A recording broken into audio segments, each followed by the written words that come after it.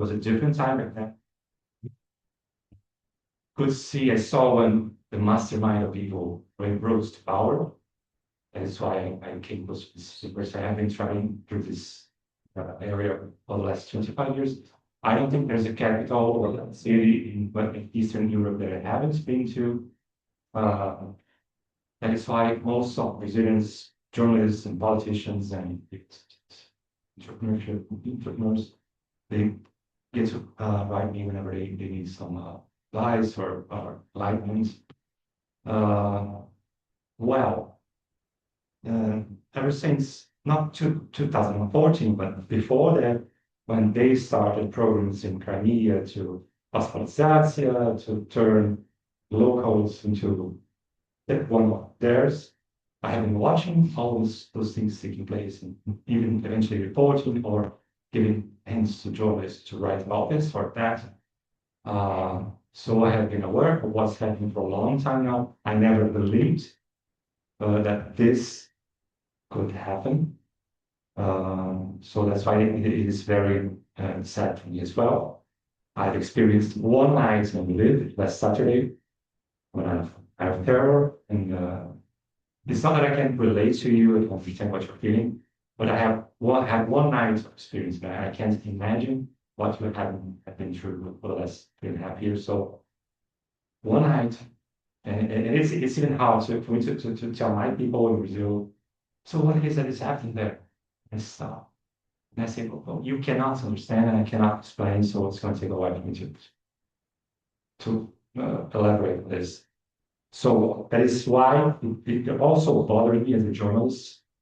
Sometimes the Brazilian position, that it bothers you twice or 3 times more. But I think it's one of my duties to try to explain to you why it is that Brazil has positions. And you might think that Brazil is a big player, big power, but the fact is that Brazil isn't big power. So we have a lot of pragmatism. As a PhD student now, I have a clearer picture than the one I had 2 or 3 years ago, simply as a journalist.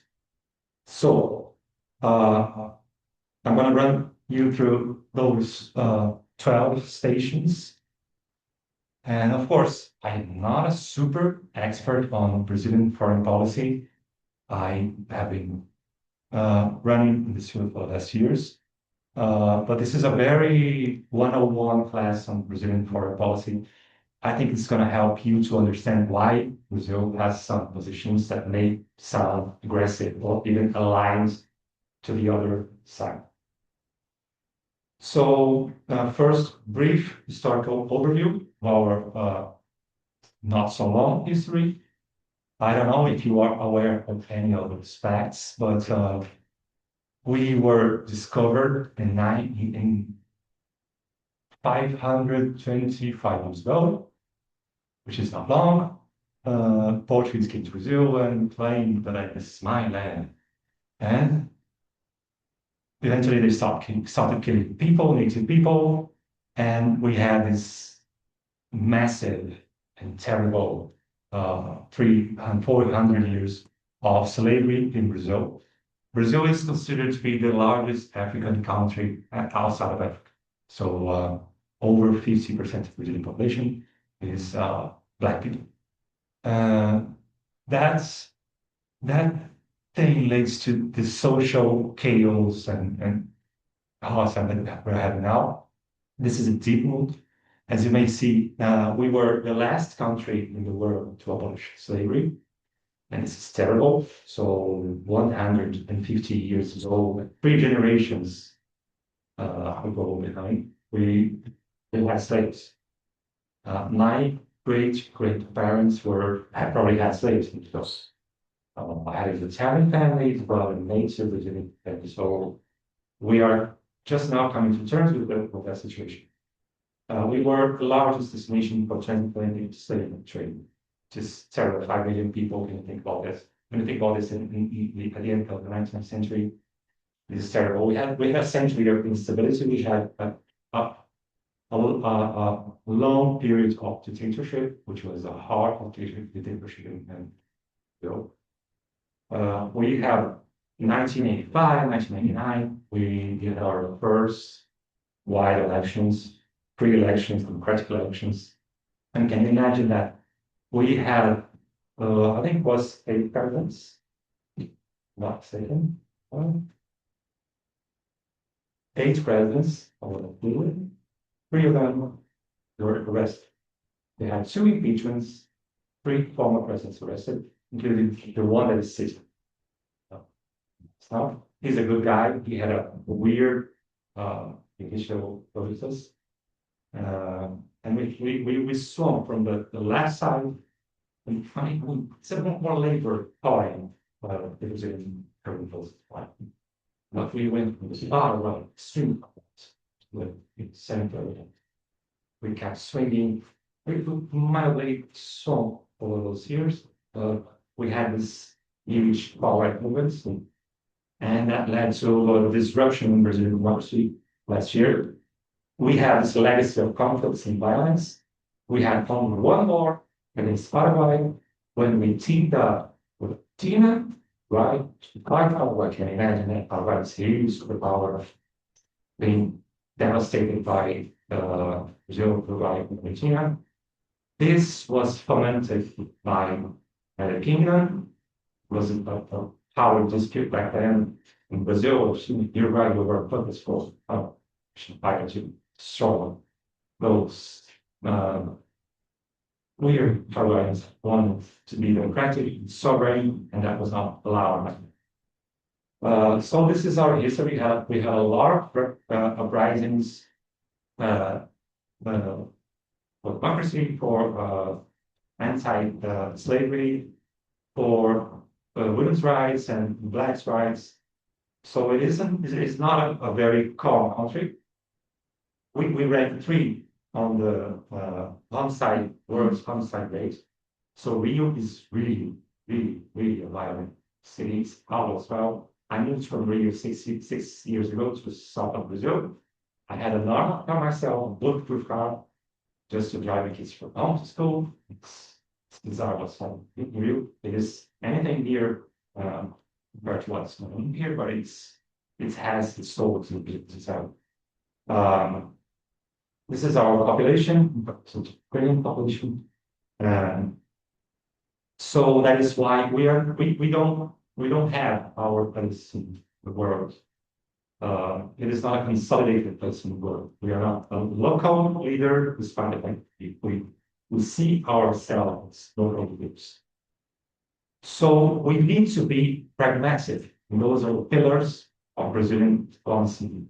The constitutional principles, non-intervention, self-determination, peaceful settlement of disputes.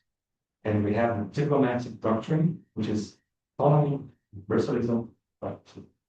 That means we have our internal constitutional principles that are going to guide our external diplomatic doctrine.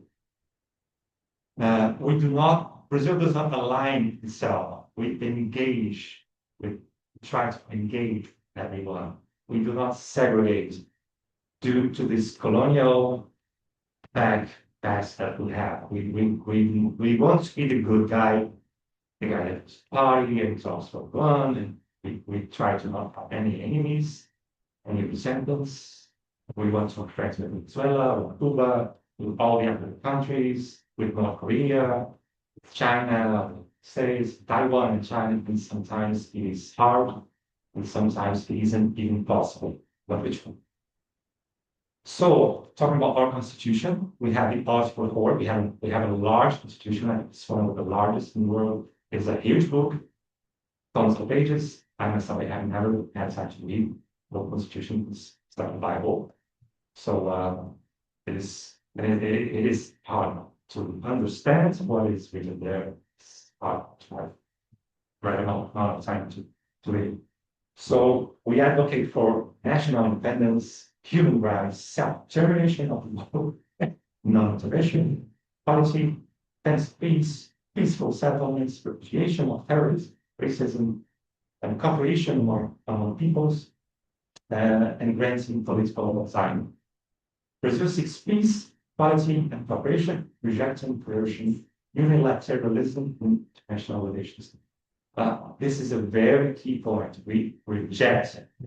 So profoundly unilateralism. We do not accept the United States guidance. We have problems with that, institutionally talking. We seek for a world where we have multiple players, and that is why we sometimes are misunderstood, or even sometimes we take the wrong decisions because we have this long-term problem, diplomacy, long projects that were bigger even than the shifts we had. It was bigger than the far-right president we had. It was bigger than the last president that we had. So we have this key theory in our diplomacy, which is the evolution of concentric circles. Back in the 60s, when we had our second dictatorship, the Fascist one, that killed a lot of people and kidnapped people. There's the film "I'm Still Here." I don't know if you have the time to watch it, but it won the Oscars this year. It tells the story of Congressman was kidnapped. And he had a hard time figuring out what to do.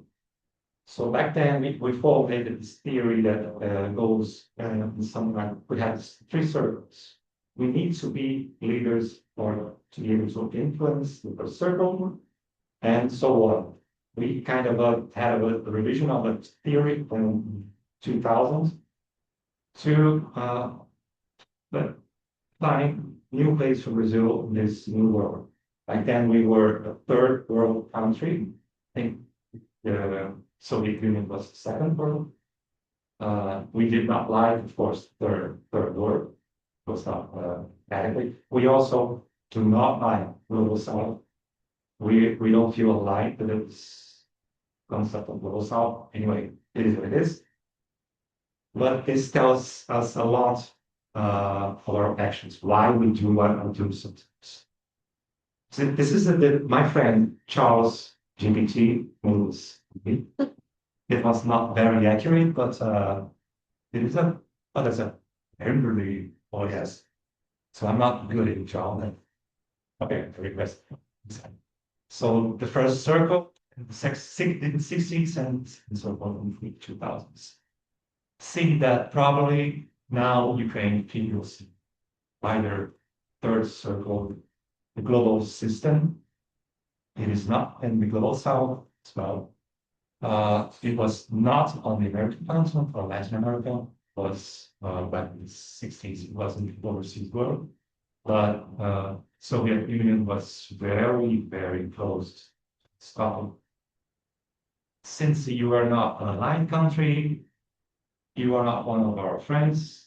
And we had the dictatorship mostly because the United States believed that the Soviet Union wanted to set up a communist regime in Brazil.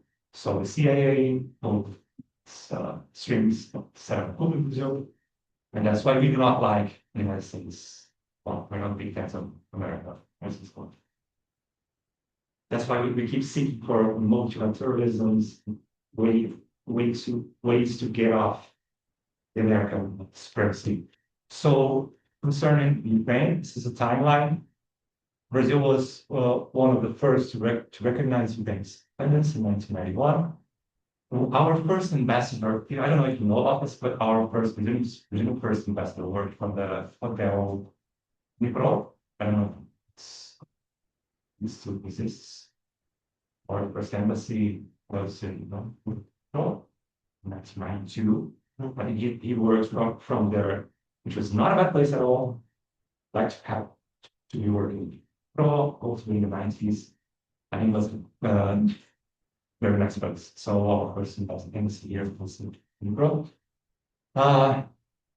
During the Chechen wars, Brazil had this position of neutrality. This was an internal affair, I'm sure. We advocated for peaceful or not intervention. And one curiosity, when I studied there in the other country, I was sent to Vladikavkaz in 2001, and I haven't single clue of what was going on 15 kilometers from me. there was bombing and shelling. So when I arrived there, I thought, well, fireworks. That's good. It must be a holiday in Grozny, because we did not have access to the news. I don't know how many of you were born in 2000. Were you? 2000. 2000? Yeah. No.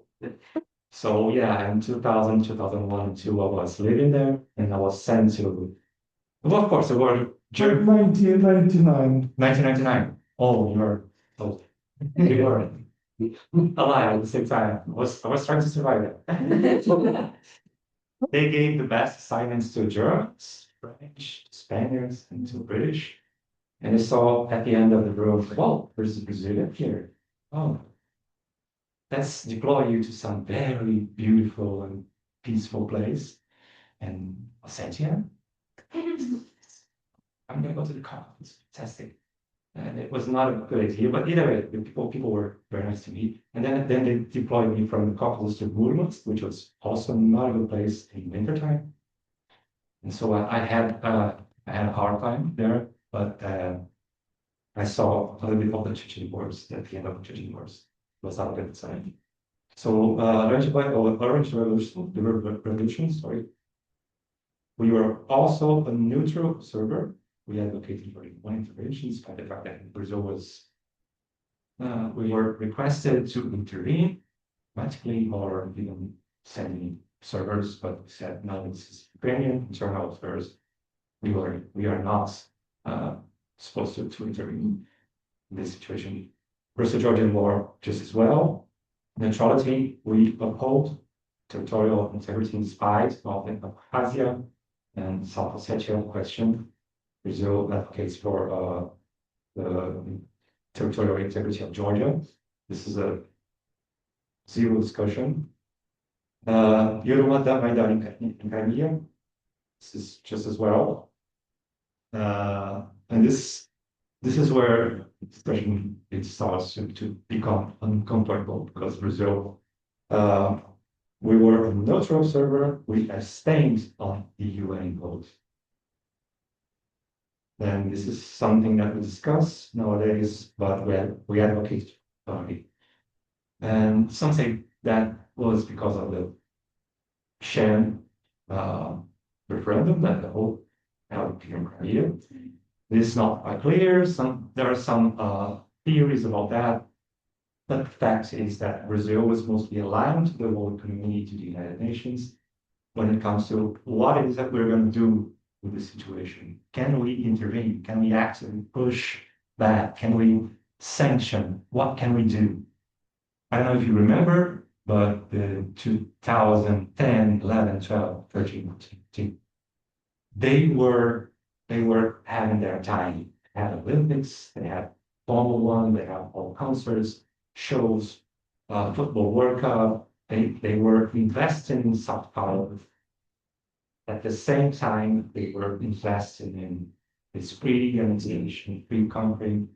So now the conclusion is they knew what they were doing pretty well. How come you can annex the territory and host the Olympics this year?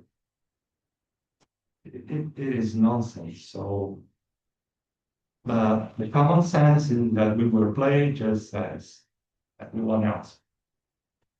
Full scale, we changed our position. We condemned in every single vote of the United Nations, we condemned invasion.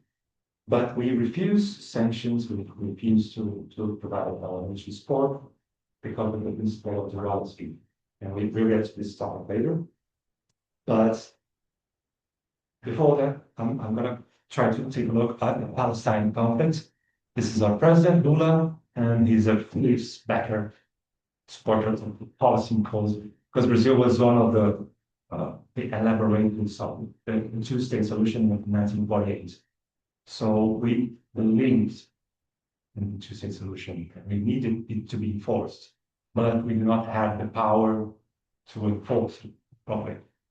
2000, 2001, 2002, Brazil was trying to cooperate with Iran to negotiate a treaty, a nuclear treaty. We even tried to develop our nuclear programs as well.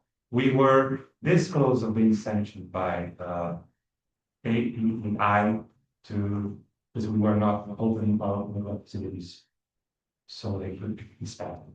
We were this close because we needed to also to test push limits, see what it is that they would do if we try to obtain this military capacity, but we fail miserably. That's why we are always advocating for Palestine, despite the fact that we have a huge Jewish population in Brazil. We do not support the policy of Netanyahu. Brazil is a critic. We call it genocide.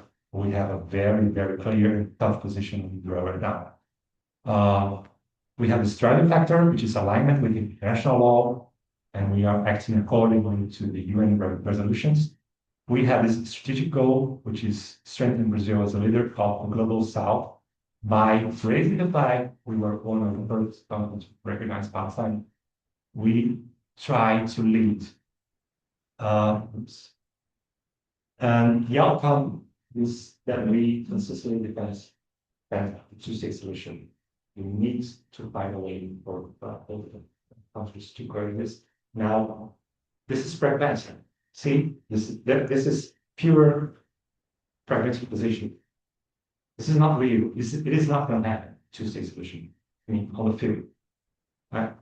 Do any of you see any scenario within the next 2 years, realistically, where two-state solution is going to be put in place? Do you believe that? Yeah, 2 years.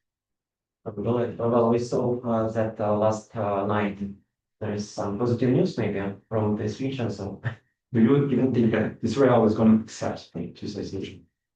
As for now, they say they are ready to negotiate, but you think that there is no way? Not in the short term, because they have the United States back. They have the superpower. If you put together 30 powers, I mean England, Germany, Poland, whatever, Australia, whatever other powers, 30 powers, 40 powers, they cannot stand superpower. You cannot. United States, Russia, China, they are superpowers. And if we put together 50 countries, 60 countries, they are not match for one superpower. And the wider. So you have to move very carefully so that you're not, if you push like 1 centimeter, you annoy those superpowers, they're going to push back 1 meter. So you have to move very slowly and very pragmatically. And that is why probably we have always very over pragmatic solutions. We call, President Lula calls the G7, 6, 5, whatever. They call those countries the tyranny of veto. They can't veto anything they want. They cannot comply with whenever they say, well, we do not agree with this policy, so we will not comply. What is it you're going to do? Right? We can do nothing. And I have nuclear weapons and I have an uncalled superpower, you can do nothing. I'm going to veto or I'm not going to comply. This is what we are trying to explain to the world. We are against tyranny of evil. We have this geopolitical conflict is framed as a NATO versus Russia in the wider range. This is the way it is built, the way it is split. It is Ukraine plus NATO against Russia. So we don't have means to come in, to sneak in, to find a way. There's a strategic goal. We were pushing for a multipolar world. We have been pushing for this multipolar world for, I don't know, maybe 30 years now, because we reject this authority, not United States authority. We need the authority to be in United Nations hands. we do not agree. We saw what they are capable of doing in the 60s. We have the economic imperative, which is very serious in Brazil. Our main products of exports or main force in exports is agricultural goods. And we are so profoundly dependent on fertilizers. And Russia and Belarus, they are the main supplier of fertilizers in the world. And Brazil's got dependence 85% on Russian and Belarusian fertilizers. And whenever we try to diversify, we try to buy from India, we try to buy from the States, and there's a balance. So Russia and Belarus, they blackmail at some point. Well, if you go buy this from these other funds, we're going to lower the prices, so we're going to regulate the market. So fertilizer you're going to buy from the United States, it's going to make you have to raise the prices of your agricultural goods. So you're not going to be competitive anymore. You're going to lose markets. So that is how we operate. We have been trying slowly to diversify, but with no success. And this industry is very hard to develop inside of the country. In 2, 4, 5, 6 years, it takes a long time to develop this.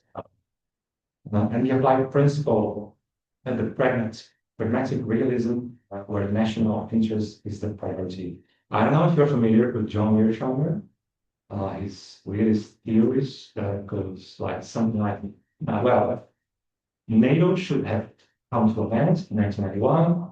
Since it is still here, it is testing boundaries and pressing Russia. So Russia's, remember, if you push 1 centimeter here, the superpower is going to push 1 meter, 10 meters, and you're not push back. So Mearsheimer and the realists in the international relations, they draw this picture. Do not mess with the superpower, never. Because you cannot contain power, you cannot stop the superpower.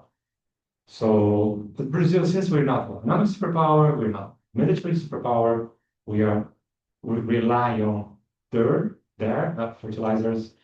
Now we rely on their gas and petrol. We try to, well, how can we move in this crazy burning world? It's very tough to find a way out. Plus, we kind of stat the BRICS.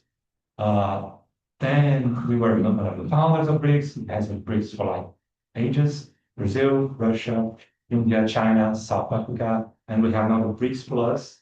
There's a ton of other countries that even I don't know. Indonesia, Iran, the United Emirates or Saudi Arabia, not the best guys. We have Sudan, probably we have the former axis of evil in the BRICS Plus. So those guys are not known for their democracies or human rights compliance. So Brazil is trying to team up a whole bunch of countries to counter the superpowers. And you saw what happens when we hosted the BRICS conference in Rio. I think it was 3 or 4 months ago. It was a big party in Rio. We had all those leaders, some of them not very nice people, well known by their violations of civil human rights. And parenthesis, Russian leader never set foot in Brazil because he knows if he sets foot in Brazil, we're going to have to arrest him. So I don't know, in Brazil or whatever. But they were there. We had it. Menace leaders and almost dictatorships and party in Brazil. But the backlash came. We had those leaders who had conference, BRICS Plus conference. 1 week later, what happens? Trump sanctioned Brazil 50%, just like that, overnight. It was like, wow, 50%. What is it? What are we going to do now? So thank God, or whatever, thank something or someone. Lula is not how can I put this? He's a very patient person. He's patriotic and he's leftist, but he's patient. He's very good listener. He's a very pragmatic person. So he did not lose his temper. But okay, let's talk. Brazil is a sovereign country, we want to fight for sovereignty, but we're not arguing with you. I'm not going to clash. I cannot clash with you. Remember, one grain of sand, there's this huge Goliath. There's, there, it isn't a fight. It is not a fight. Brazil versus the United States. It's, I mean, you cannot compare in any sphere. If Trump deploys one submarine or one aircraft carrier and places these ships in Rios, sure, we're going to go okay. There's, see, so 50% overnight. That's because we hosted BRICS Plus conference. So this is the scenario, the hidden dynamics. We have a huge Ukrainian diaspora. I don't know if you're aware of that. Almost 1 million, I'd say, about 500,000 roughly. But you know that Ukrainians are alive, person, very discreet, low profile, not just as loud as, for instance, Lebanese, Jew-Ukrainian community, or Japanese even, Japanese community. They can be very good lobbyists. Chinese, you are like lower community. And most of those Ukrainians are living in Paraná, which is a tier 2 state. So, and people were not organized across this idea of Ukrainian interests. So even those congressmen connected to the Ukrainian community, they are like fighting for different causes. We actually have two. One of them is very, very, very far right oriented, misogynist and racist, and he's not doing any good for the Ukrainian community. He should be like, oh God, just legal. And there's another one which is a very, very proponent, very positive guy. So the diaspora is organizing now, and in Curitiba and Paraná, and people are making sense of the situation and coming to terms and organizing. We were just talking outside.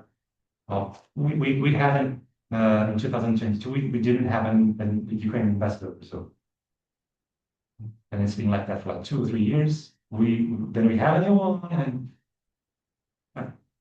Tinder. It was not a match to Brazilian ambassador. So we are now on the search for a new event. We were kind of a competitors in this Berlin market. These are the direct competitors, but we sell the same goods, not exactly the same goods, but so there's a sense in the agro community in Brazil that, well, okay, we understand, but they remain kind of silent because they do not know what to do. We don't have this family agricultural system that you have here. We have large properties and rich people with Porsches, and they are like having these amazingly big properties. So they are not very preoccupied with human rights in the most basic level. We have this goals of past partnerships. We had a partnership which was very important for Brazil and the space field. It was not very successful. Now there's a lot of talk of what causes the explosion that put the name to this partnership. It is crystal clear now that we had sabotage, and you may figure out where those leads point to, who caused that sabotage. We're not going to mention names, but you have maybe you can figure out who is the one to blame for that sabotage. We have this global south mismatch. Ukraine is seen as a European nation, the south side solidarity framework that drives within the diplomacy. We have problems with the United States. We also have colonial problems with Europe. We love France, we love Italy, we love Spain, we love Portugal, but they were the landlords. They were the ones who stole gold reserves, who kidnapped 5 million Africans into Brazil. We have a lot of resentment to It is always, and whenever we are having this problem of selling goods to the European Union, and France has been advocating for Brazil, but the European Union wants to overtax Brazilian goods and being overprotective with their markets. So it is always tricky relation with Europe. We have past, it's not a beautiful past, just as Congo has its past with the Netherlands, Belgium. It is a colonial past, and it's an open wound that is solved 150 years ago we had slavery in Brazil. Portugal is not up to coming to terms with its past. They do not want to recognize. Plus, the other way, they are being very racist towards the Brazilian community in Portugal. Day by day, they create laws and make it more difficult for Brazilians to live in Europe. Italy, I don't know if you're following. Italy is making very, very hard for sons, grandsons, and Italian relatives to become Italians. For instance, my grandmother was Italian, my grandfather was Italian. I'm eligible for Italian citizenship. I have never applied to that because I don't care. But now my kid is playing football, and we have this hope that we're so we are applying now, but it's so hard for us to go through this process. It means that we love Europe, but in the political field and commercial field, we will always have differences with Europe. It's not like we're friends. And the perception gap. Now things get tricky because Brazil views crisis geopolitically. Ukraine is a great power conflict. NATO versus Russia. What is it we're going to do there? Syria, Libya, proxy wars. Venezuela as a sovereignty issue. So local actors see those conflicts as moral, existential, and internal struggles. So we have a hard time putting together congressmen in order to change the constitution. Remember the Article 4. If we want to help war, we're going to have some small changes in the constitution. And there's a key fact here that Brazil profoundly and severely opposes to unilateral sanctions. And there's a gap of perceptions because when you talk about sanctions, there's always, that country sanctions, we need to impose more sanctions. But if the sanctions are imposed by the United Nations, okay, eventually either we're going to abstain or we're going to go for sanctions. But when it is unilateral, for instance, European Union imposed a sanction, we are not going to support the United States or France or Lithuania or whatever. We do not support unilateral sanctions because of those four topics: the multilateralism, and effectiveness, and humanitarian impact. I think those sanctions, those recent sanctions against Russia, are the first ones that are effectively helping. I don't think that we have had any other case in recent history that sanctions changed a superpower's position. Remember, it is a superpower. So that is why we tend to remain at some degree of neutrality when it comes to sanctions. I don't think this is very important, but there's policy of alignment and collision when it comes to both conflicts. We are aligned. We are, of course, aligned when it comes to self-determination, multilateralism, cohesion of the global South, and United Nations system. We are 100% open.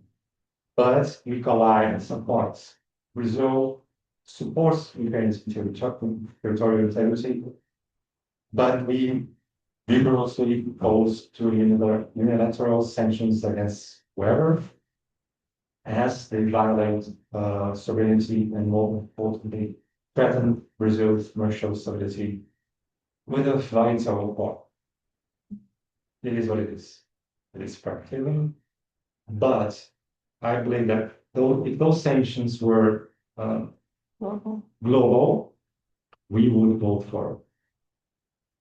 It is very subtle. As academics here, we need to be pragmatic sometimes. I know what's going on here, but we need to be pragmatic. We need a multilateral world. We have been coopted to this BRICS, which is our hope to have a voice in the global scenario so that we can be more of good. But when one country sanctions another country, putting itself above the UN system, the global system, it is a danger because we saw it happen in 3 months ago. Okay, we sanctioned Russia, what they're doing, what we're doing, but what is it we do? We did nothing. We just thought, oh, this stupid country's going to do it. We deserve to be sanctioned in 50%. It is what it is. We can sanction Bolivia. Oh, we do not agree with some specific policies that you have, like internal sin. You're going to sanction Bolivia. Oh, Nigeria decides to sanction Egypt. In the Brazilian bill, it is going to go crazy. Indonesia is going to sanction Thailand, and everybody's going to sanction everyone. It's going to be crazy. We need them. Remember, sovereignty is the organized hypocrisy. The definition of sovereignty by Sir Krasner. It is hypocrisy, but it's organized. We have the United Nations. The United Nations cannot force Ukraine to do anything. You can vote. You can propose. You remember that telegram? That joke about the telegram after the United Nations establishment in the 40s? It was said that, well, if some country does something bad, what is it that the League of Nations, the United Nations, set up to do? We're going to send you a telegram.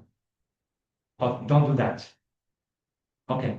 But if you keep doing that thing, we're going to send another telegram. And then we send another telegram, another telegram. Eventually, the United Nations is going to send you a last telegram. Well, if you won't stop with this, stop sending telegrams. But it's going to be less. So, what is the United Nations doing nowadays? If we are not as academics, as diplomats, as scholars, if we are not good listeners, if we are not pragmatic, if sometimes we are driven by our hearts and our emotions, we tend to lose the argument, tend to lose the momentum. So we need to be pragmatic sometimes. That means that you're going to have to swallow your pride and your feelings, and so that you can be of more help further on up the road. Military aid, we cannot do that by constitution. We have this policy, the demand, which is a very ugly crime. We prohibit exports that could fuel progression, which no stability, which is a very hypocritical way to say we are not going to send weapons to whoever is engaged in a conflict currently. Plus, there's a lot of talking about Brazilian armored cars and Brazilian guns and whatever. The fact is we do not have those weapons.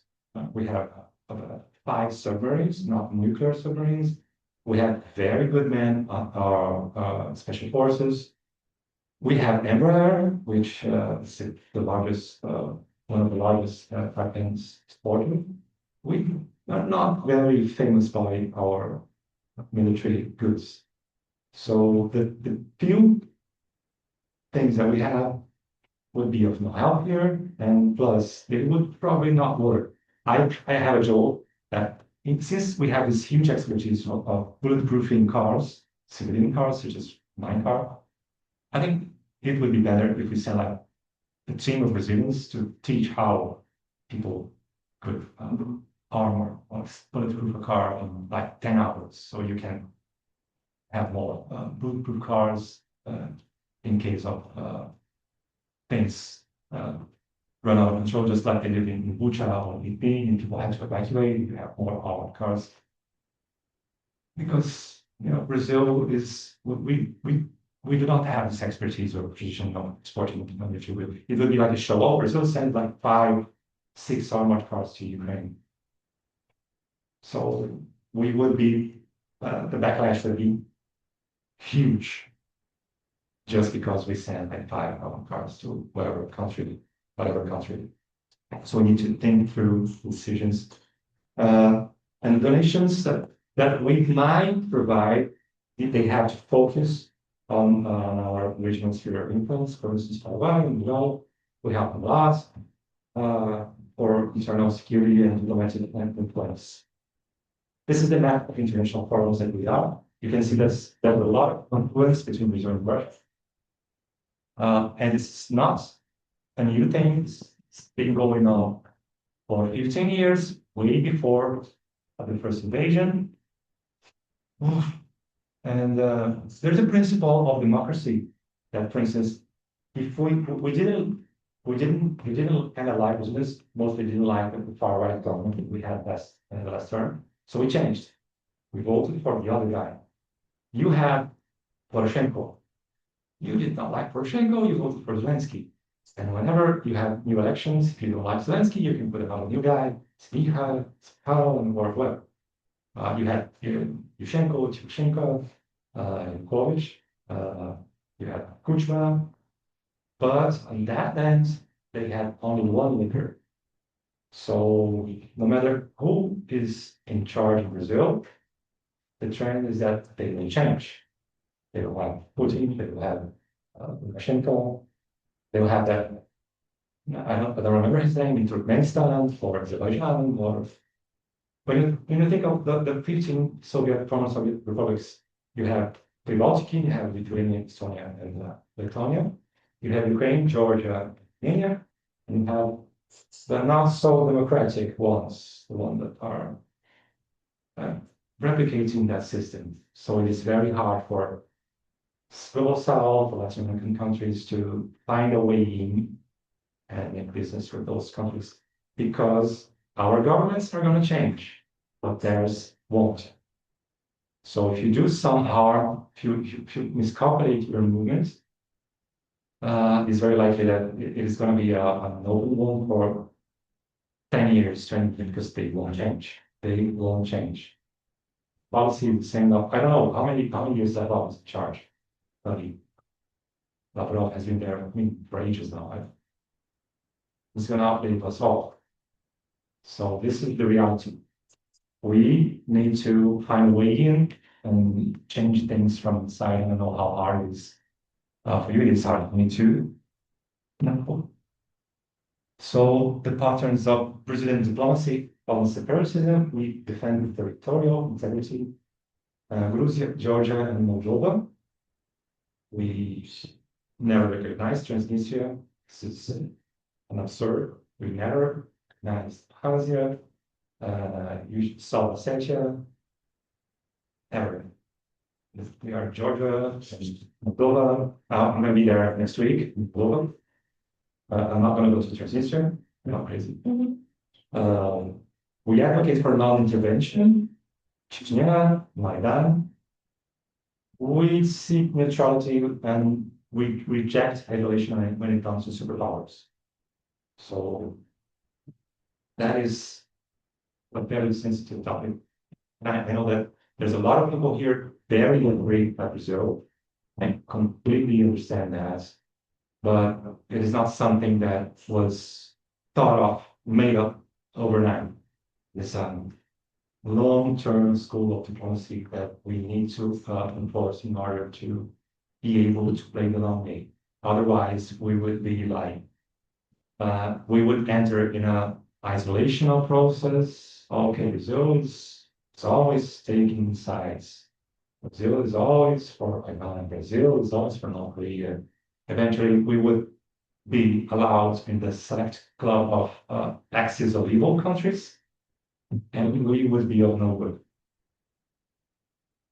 And of course, the neutrality has a cost, and it is important, I'm sorry for that. But they are very high when you are neutral, and they are also very high when you take sides. So you understand how thick or thin is the line that we have to balance at. So the conclusion is The foreign policy of Brazil is consistent. It is not contradictory. We seek for consistency, not contradiction.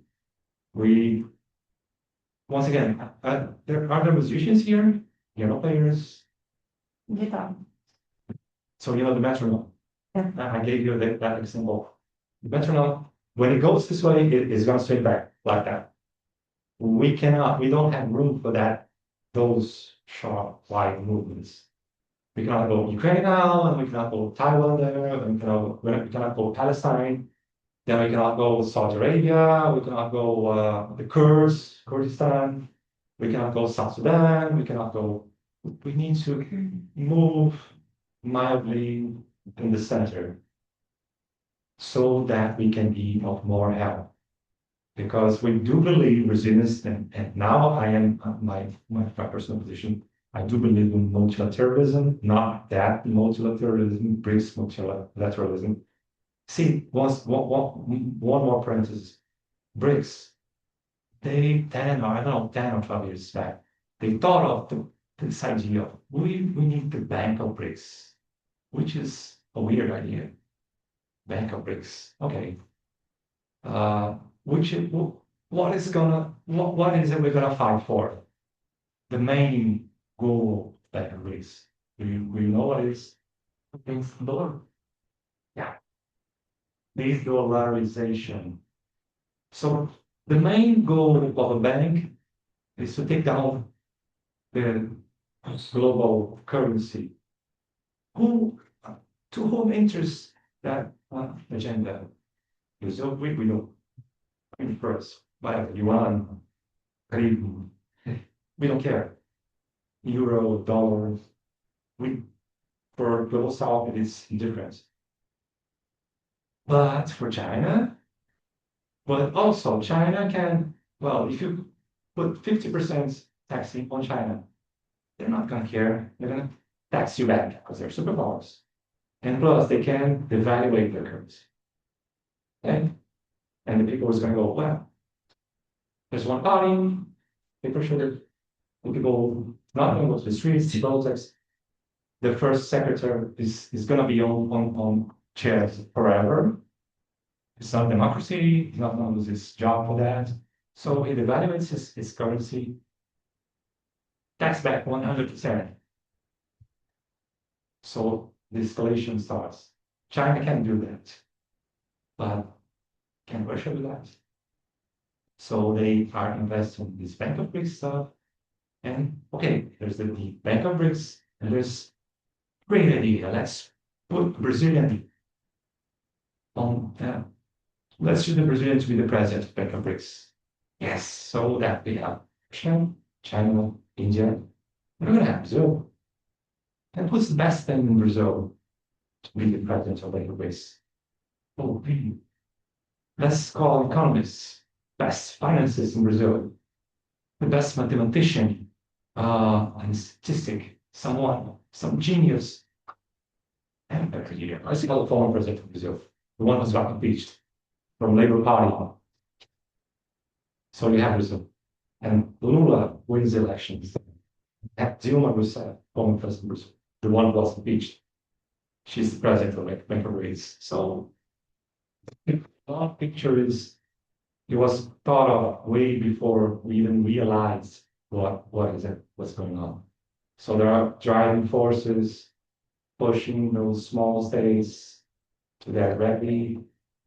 In the 60s, Soviet Union set up a university in Moscow, the Lumumba,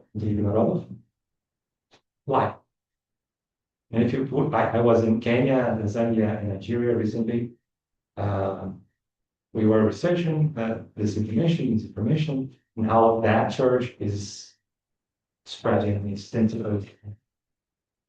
There's a research that shows that I think it was 40% of the African leaders, ministers, and secretaries were students. One guess. Where did they study? Lumumba. So for over 30, 40, 50 years, they have been working on this agenda. Okay, it's their right, their foreign policy. but they have been operating on this for decades now. It's not something that came up yesterday. It's a tricky scenario. And when you bump into someone in Nigeria or Kenya, and he goes, "Whoa, well, nice to meet you. Were you also a student in religion?" "Oh, the minister were a student in Mumbai as well." "Oh, that's because it's been all thoughts of a long time ago. So back then we had dictatorship. We were trying to get rid of the generals in Brazil. We were fighting democracy, and people were being killed or kidnapped. We were not worried about communism coming to Brazil or Soviet Union or whatever. We were fighting for our democracy and for our lifestyles. So the thing is, the core thesis is Brazil's policy isn't contradictory. It is consistent application of this doctrine of autonomy and pragmatism. The main driver is that the position is not pro any country, but pro Brazil.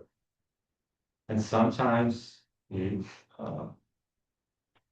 puts us in a very tough position where we're gonna try to think of the long range, the long game over the now. And the final dilemma is acknowledgement of that this is a pragmatic logic contrasts with the existential urgency experienced by the pain. That is my opinion, my personal opinion. This is not Brazilian's opinion, this is not my university's opinion, it's prerogative of my the time that I work for. This is my opinion. As someone who's been studying this space for like 25 years now, it is no secret that I studied there. I lived there. I traveled to Belarus, to Ukraine, to Bulgaria, to Poland. This is no secret, but that is, for me, is a moral dilemma that sometimes we, as a country, we could be more sensitive to. But it is not that I do not understand the policy, that the policy, diplomatic policy is made long game. Now I kind of understood. It doesn't mean I accept or agree, but it is important that you, I don't know, 3, 6, 9, 11, maybe we have more people watching this, more people watch this. It's important that we as academics, scholars, as researchers, we understand that it doesn't that we have to accept that or agree with that. So this is my final message to you. Lula said to the Times, at no point will Brazil negotiate if it were a small country up against a big country. So we know our size, we know we are aware of our abilities, but we cannot sit at the table feeling small. We need to sit at the table. If we are negotiating, we are negotiating. It's no matter if you're like from Armenia or Brazil, or no matter what your population is, we are negotiating. We need to have equal seats on the table. Otherwise, it's not negotiation. It is blackmail. It is posing your policy to a sovereign state, and that is we cannot accept that. Brazil is not accepted as a moderator for Ukraine and Russia, because we are not seen as a neutral country. Actually, this is true, because we are connected to Greece. We shouldn't have had the intention to operate as moderators to this question, because we are connected to the other side. And it is logical, but it's not. Sometimes it is not logical, sometimes it is, but it is not. We refuse to see. So this is my final message to you. I just hope you come to terms that you have to act sometimes more in an academic way, and sometimes it's painful to operate. And you have to be great listeners. You have to be very keen on details, pay attention to details, and study, because they have been doing this for not 1 week, not 2 weeks, not 3 years. They have been doing this for 60 years plus. So be good listeners, be good academics. Sometimes silence is, hey, think about it. We're going to get back to your topic tomorrow or week, or we're going to think position. Do not act fiercely your emotion. Let's not find a message of don't be mad at Brazil, please. Don't hate Brazil. Just live. Okay, thank you. Fabrizio for this really interesting and important useful lecture. Now we can understand better Brazilian foreign policy. And now we have a little time for your session. Not so much because some students are going to have a lecture, but it's fine. No, it was interesting, and so I think everyone is really satisfied. Really small question from me, just to start the discussion, and please prepare your question also.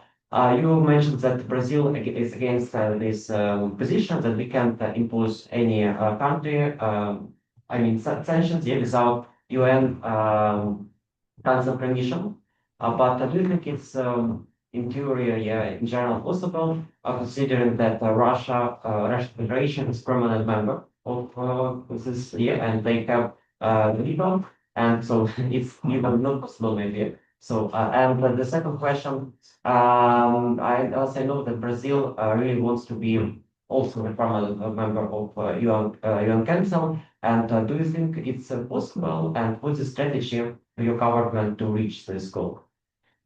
So the first question is, Lula is against the veto tyranny.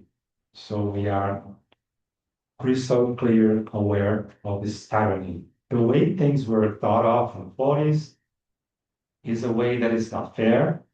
It was thought to protect the superpowers, the powers, and the powers to be. It was not meant to give voice to those other countries. When you think of the world in 1948, for instance, I mean, probably you had 1/3 of the countries that you have now. And decolonization took place in the 60s.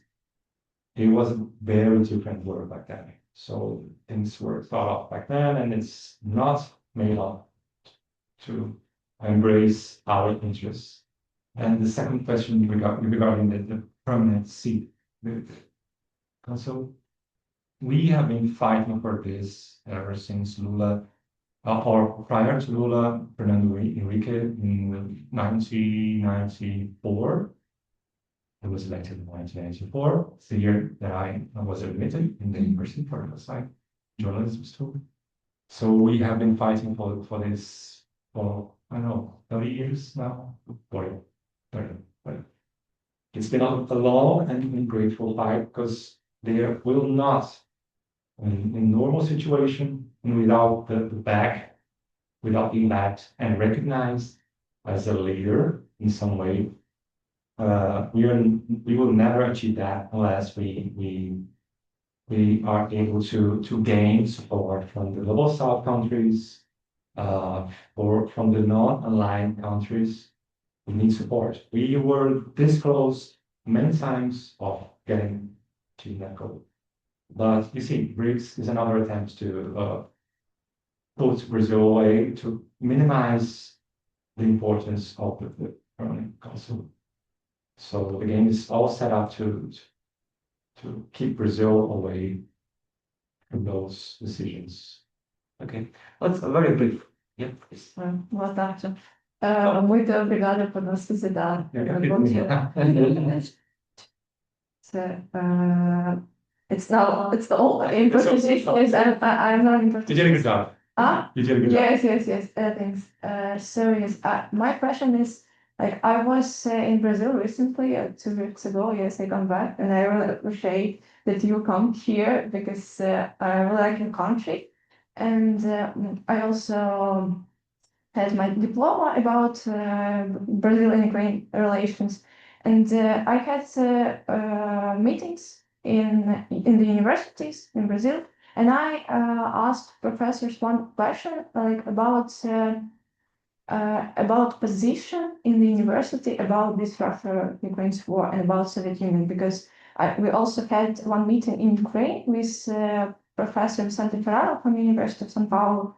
Yes, and he said that in his university, unfortunately, there are a lot of people who really have these resentments for the Soviet Union, and they romanticize it. And there's a problem to understanding this war and understanding like what is Russia is real, like what's Russia is real. And that is why I want to ask you about your university and about people like professor and maybe student, what they think about it. Because in this university that I was, professor said that there is some romanticization of Soviet Union, and like students understood everything. But what about your university? Well, first of all, Vicente has been an inspiration. We have never met personally until 3 months ago when we were at the same conference. He's an inspiration because his work is fantastic. If you have a chance to read his articles, do that because he's doing a great job in Brazil and Latin America. He was in Canada last week, so he's fantastic. Well, he has an academic view. I think he was talking about Portugal virus, his university. He was probably not talking about the public university in Brazil. I studied journalism in Rio, in Law University. I had my philfac, I don't know to say it in English. The literature. My literature degree in another university. Then I studied master degree in São Paulo and another one. So at least I've been at this elementary university 6 years. So and I can tell you that, and I have been researching this network of influence, how it was built. And I can tell you 2 things. Both the far left and the far right, the left, right, the center, all of the political spectrums, they romanticize Soviet Union and Russia because of the anti-imperialistic position that they may have. Although we know that Soviet Union is terribly imperialistic and Russia's no good, it's even worse. But people, wow, Soviet Union, we have study groups about Soviet Union, and we have I'm sorry, Prism book. I don't know how to say it in Ukraine. Do you understand? Yes. Sorry, we have it in Brazil. We had it in 1 capital, and we had 3, and we had 10. Now it's spread like a virus in Brazil. Can you imagine Brazilians with like pictures of their great grandparents who, without cursing, I cannot define the situation. Brazilians marching with red army hats, not 5, not 10, but a lot. Just I'm gonna send you videos. So Russia has been successfully rebranding Soviet Union itself and repositioning as anti-imperialistic country with all the ones who are holding force. So that is why it is widely accepted in universities, this romanticization, because students tend to be like Che Guevara and left, we need to fight for the social good and equality for everyone. Students are these idealists. And in Brazil, it is like a virus. And plus, feeling this positive atmosphere, they have been working with Sputnik, with podcasts, with RT. They have Russia Hoy, which is a Spanish channel. They have been always trying to set up the Russia Hoy. Sputnik is actually growing in Brazil rapidly. They have been hiring journalists from big newsrooms. And they have a podcast called Mundioca, which is a game of words with world, mundo, and mandioca, which is, we like to believe that we only have in Brazil, but it's not true. So they have this podcast where they invite scholars to talk about the situation and to talk about the depolarization and the multipolarity. We never talk about this and the PhDs, the professors, they're glad they go there and talk. In my university, there's a study group called Pro-Rus. In every single state university, we have those groups. And they even provide students Russian science to they have been filling this positive atmosphere and taking advantage of it. So for us, it is very hard to, I mean, a month ago, I had a webinar with Alexander Mikhailchuk, and then I came to backlash. You know, as a professor of PhD, I'm not a PhD, so hopefully it will be easy sometime. So he outranks me. He's a PhD, I'm not, so now he's the main star of the students in my university, and the theme is Russia and its new role in Europe. It is not that they have bad intentions. They are just misguided. And plus, there's no voice. I mean, it's not their fault, but there's no Ukrainian point of view. When people like to censor, or like to presents, well, I've been there, speak the language, I talk to people. Maybe you should listen to me. And plus, he's a post-PhD. It's like Marshall, it's like big, tough guy. So he's one. I'm willing to join this team eventually, but since I'm not PhD, I'm not admitted to this club. But just long story short, yes, Brazilians university are very sympathetic to the Soviet Union, to anti-imperialism, to anti-Americanism. Subtitle is it doesn't, it's not written. See, it's not, wow, we love Russia, it's not that. We love some ideas. anti-Buddhism, anti-United States. So it's like it's a tough fight. What can Ukraine do with it? We need time. We need time to build stuff, to create good communications, to be clear, to be assertive, to be positive.